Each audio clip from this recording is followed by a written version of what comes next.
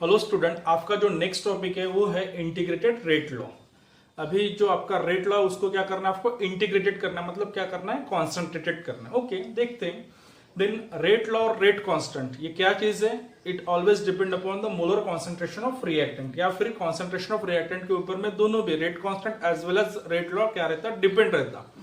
यदि उसका ही अपन क्या करते इंटीग्रेशन करते तो we are getting a various integrated rate law equation, और उसको ही अपन क्या कहेंगे, इंटीग्रेटेड रेट लॉ कहेंगे। ठीक है, यहां तक क्लियर है। रेट कांस्टेंट और रेट लॉ क्या चीज है? Rate law that is the experimentally determined of the chemical reaction which can be in a first order, second order और थर्ड ऑर्डर। ये जो रेट लॉ है, यदि एक्सपेरिमेंटली डिटरमाइंड वैल्यू, यदि रेट लॉ अपन क्या करते हैं, कैलकुलेट करते हैं, फिर डिटरमाइन करते हैं, तो अपने को जो केमिकल रिएक्शन है उसका क्या पता चलता है, ऑर्डर पता चलता है। यहां तक क्लियर है? हो सकता है फर्स्ट ऑर्डर हो, सेकंड ऑर्डर। ओके, है ना। अपन रेट लॉ में क्या करते हैं, जो एक्सपोनेंट है उसकी क्या करते हैं, अपन सम करते हैं, पावर ऑफ कॉन्सेंट्रेशन की क्या करते हैं, सम करते हैं, और अपने को क्या मिलता है, ऑर्डर ऑफ रिएक्शन। तो ये जो आपका इंटीग्रेटेड रेट लॉ है वो किससे रिलेटेड है, फर्स्ट ऑर्डर ऑफ रिएक्शन के लिए रिलेटेड है। और फर्स्ट ऑर्डर के अपने को कौन सी इक्वेशन मिलती है वो अपन देखते हैं। ओके, तो सबसे पहले डेफिनेशन क्या है इंटीग्रेटेड रेट लॉ की, वो देख लेते हैं, है ना। इंटीग्रेटेड रेट लॉ की definition, integrated rate law is defined as the equation which are obtained by differentiating the rate law and which gives the relation between the molar concentration of reactant and time. मतलब अपन क्या करते हैं, जो rate law है उसको differentiate करते हुए उसका क्या करते हैं, अपन इंटीग्रेटेड करते हैं, और इंटीग्रेटेड में जो अपने को क्या मिलता है, एक रिलेशन मिलता है। किसका relation? Concentration of reactant and time का। तो उसको अपन क्या कहते हैं, इंटीग्रेटेड रेट लॉ कहते हैं। ठीक है, यहां तक क्लियर है। अभी ये फर्स्ट ऑर्डर है, तो अपने को क्या ऐसी एक एग्जांपल या फिर ऐसा अपने को क्या देखना पड़ेगा, कंसीडर, या फिर क्या करते हैं अपन, एक एग्जांपल देके मैं आपको एक्सप्लेन करके बताता। ठीक है, तो फर्स्ट ऑर्डर मतलब वहां पे आपका एक ही ओनली वन क्या होगा, रिएक्टेंट रहेगा, और उसका कन्वर्शन किस में होगा, प्रोडक्ट में होगा, है ना। यदि दो मॉलिक्यूल रहते या दो रिएक्टेंट रहते तो आपकी वो कौन से ऑर्डर की रिएक्शन होती, सेकंड ऑर्डर की रिएक्शन होती। तो देखते हैं कौन सा integrated rate law for a first order reaction. Okay, तो यहाँ पे मैं एक इक्वेशन ले लेता, chemical equation A which can be converted into P. P is nothing but the what, product. Okay, और ये क्या रहता है, आपका रिएक्टेंट रहता, मतलब ए का कन्वर्शन किस में हो गया, प्रोडक्ट में हो गया। ये कौन सा है, आपका फर्स्ट ऑर्डर की केमिकल रिएक्शन है। देन जो फर्स्ट ऑर्डर की केमिकल रिएक्शन, इसका क्या निकलता है अपन, रेट ऑफ रिएक्शन। तो रेट ऑफ रिएक्शन क्या मिलेगा अपने को, rate of reaction is equal to क्या मिलता है, रेट कांस्टेंट। फिर से रेट कांस्टेंट चीज आ गई। रेट कांस्टेंट के लिए अपन क्या रिप्रेजेंट करते हैं, A, then concentration of reactant A. यहां तक क्लियर है? ये हो गया आपका रेट ऑफ रिएक्शन। ठीक है, इसका अपन ये जो आपकी केमिकल रिएक्शन, इसका अपन एवरेज रेट भी निकाल सकते हैं, या फिर इंस्टेंटेनियस रेट ऑफ रिएक्शन भी निकाल सकते हैं, या फिर उसको क्या कहते हैं अपन, रेट ऑफ रिएक्शन। मतलब इसका रेट ऑफ रिएक्शन क्या होगा, rate of reaction is equal to, क्या टर्म्स मिलती है अपने को, rate of reaction is equal to minus negative sign. What this sign indicate, this sign indicate the when the concentration of reactant converted into product, okay, the concentration of reactant should decreases and the concentration of product should be increases। ये जो negative sign है, इसका concentration reactant का क्या होता है, कम होते जाता है, और प्रोडक्ट का कॉन्सेंट्रेशन क्या होता है, बढ़ते जाता है। रेट ऑफ रिएक्शन क्या रहेगा इस केमिकल इक्वेशन का, तो क्या मिलेगा अपने को, minus derivative into concentration of reactant A. यहां तक क्लियर है? अपॉन टाइम, तो क्या रहेगा, small interval of time t, that is dt। यहां तक क्लियर है? देन कंपैरिजन करेंगे अपन पहले और दूसरे इक्वेशन को, तो क्या मिलेगा अपने को, minus derivative of concentration of reactant a upon dt। ठीक है, equals to k into, k is nothing but that is the rate constant into concentration of reactant a। यहां तक भी क्लियर है? फिर क्या करते हैं, इस इक्वेशन को क्या करना है, देखो यहाँ पे लिखा है डिफरेंशियल रेट लॉ, इंटीग्रेटेड करना है। इस इक्वेशन को क्या करेंगे, इंटीग्रेट। जैसे अपन इंटीग्रेटेड करते तो कुछ ना कुछ उस इक्वेशन में, इंटीग्रेशन के इक्वेशन में अपने को लिमिट्स भी क्या करनी होती है, लेनी होती है। ठीक है, तो यहाँ पे लिमिट क्या रहेगी, मान लो कि आपका जो रिएक्टेंट हो इनिशियल कॉन्सेंट्रेशन पे, मतलब आपका जो ए है, वो कौन से कॉन्सेंट्रेशन पे, इनिशियल कॉन्सेंट्रेशन में इसका जो कॉन्सेंट्रेशन हो क्या रहेगा, जीरो रहेगा। मतलब यहाँ पे अपन लिमिट इंटीग्रेटेड करते समय ये को अपन क्या ले सकते हैं, जीरो ले सकते हैं। Then what about the time, time भी क्या रहेगा, जीरो रहेगा इनिशियल कॉन्सेंट्रेशन पे, तो t इज इक्वल टू क्या लेंगे, जीरो लेंगे। ठीक है, then after time of interval मतलब कुछ टाइम के बाद में आपका जो रिएक्टेंट है कुछ ना कुछ क्या हो जाएगा, कंज्यूम हो जाएगा, कुछ कंज्यूम हो जाएगा और कुछ अनरिएक्टेड रहेगा। तो उसको क्या करेंगे, after time of interval that A get converted into 80। तो यहाँ पे मैं 80 लिख देता हूँ, और after time of interval of time that is T, तो यहाँ पे आपका टी रहेगा। इनिशियल में टाइम क्या रहेगा, 0 रहेगा, और after time of interval T क्या रहेगा, टी। कुछ ना कुछ आपका जो रिएक्टेंट क्या होता है अभी कंज्यूम हो जाता है, या फिर कुछ बचेगा, उसको अपन अनरिएक्टेड रिएक्टेंट कहेंगे आफ्टर टाइम ऑफ इंटरवल। यहाँ तक क्लियर है। देन ये जो आपका इक्वेशन है इसको पहले अपन रीअरेंज कर देते, तो क्या मिलेगा अपने को, minus derivative of concentration of reactant A upon concentration of reactant A is equal to k into D T. ठीक है, now integrated this equation on both the side. अब भी अपने को इस इक्वेशन को क्या करना है, इंटीग्रेटेड करना है बोलते, तो इंटीग्रेटेड करो, क्या मिलेगा, माइनस साइन बाहर निकाल देते, derivative of concentration of reactant A upon concentration of reactant ए।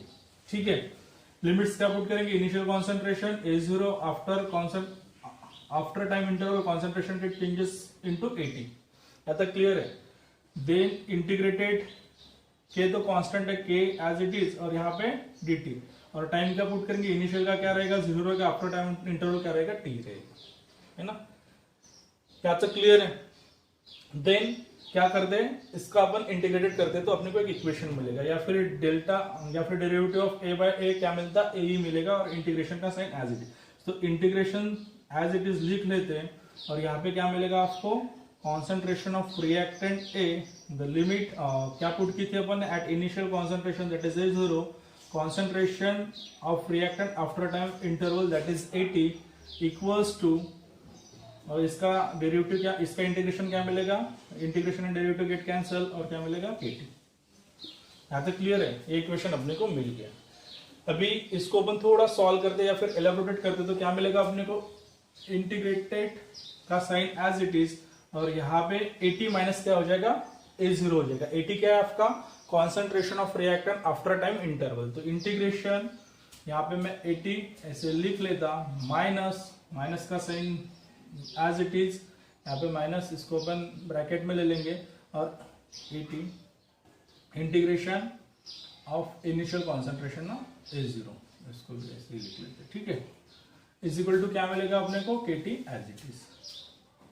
ठीक है, देन माइनस का साइन लिया तो वो क्या हो जाएगा, प्लस हो जाएगा, या फिर उसको रिवर्स कर दो, या फिर इस इक्वेशन को अपन ऐसे भी लिख सकते हैं, कैसे, integration minus as it is रहने दो, initial concentration of reactant after time interval upon क्या हो जाएगा, initial concentration of reactant A, minus का साइन एज इट इज, यदि उसको क्या करते हैं, रिवर्स करते हैं तो क्या मिल जाएगा, या फिर माइनस यहाँ पे लिख दो, इधर आ जाएगा तो क्या हो जाएगा, KT इज इक्वल टू, ये रिवर्स हो जाएगा, माइनस का साइन हट जाएगा और रिवर्स हो जाएगा, मतलब क्या मिलेगा, integration initial concentration of reactant A, initial का A0, concentration of reactant after time interval, यहाँ पे क्या मिलेगा अपने को, 80 मिलेगा। तो ये इक्वेशन मिलता है ना, कुछ प्रॉब्लम है। देन इसको थोड़ा k is equal to 1 upon t into integration initial concentration of reactant A that is 0, initial concentration of after time interval that is 80, और इस इंटीग्रेटेड को क्या करते हैं अपन, नेचुरल लॉग में कन्वर्ट करते हैं, तो क्या वैल्यू मिलती है अपने को, k is equal to 2.303 log to the base 10, मतलब इंटीग्रेशन की जो वैल्यू है यदि लॉग में कन्वर्शन करते तो कितनी मिलती है अपने को, 2.303 log to the base 10 initial concentration of reactant A upon final, या फिर initial concentration of reactant A after time interval. तो ये इक्वेशन अपने को मिलता है। ये कौन सा इक्वेशन है आपका, ये इक्वेशन है आपका integrated rate law for a first order reaction.